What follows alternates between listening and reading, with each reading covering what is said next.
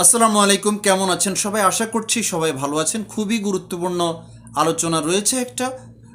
সূরা বাকারার ১৫৫ নং আয়াতের অর্থ পড়ছি আমি।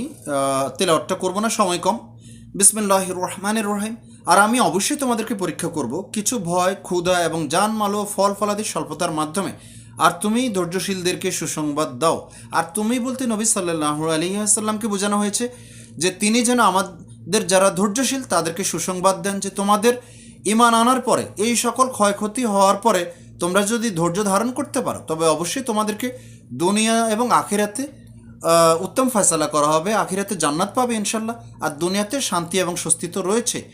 আর পরীক্ষা করা হবে আপনজনের ক্ষতির মাধ্যমে, মারা যাওয়ার মাধ্যমে, সন্তান সন্ততি এবং চাকরি হারানোর মাধ্যমে, ব্যবসায় ক্ষতি হওয়ার মাধ্যমে, ফসল নষ্ট হওয়ার মাধ্যমে, যে কোনো ক্ষতির মধ্য দিয়ে আপনার ইমানের পরীক্ষা নেওয়া হবে। যদি আপনি ইমানদার হয়ে থাকেন তো অবশ্যই তৈরি থাকুন।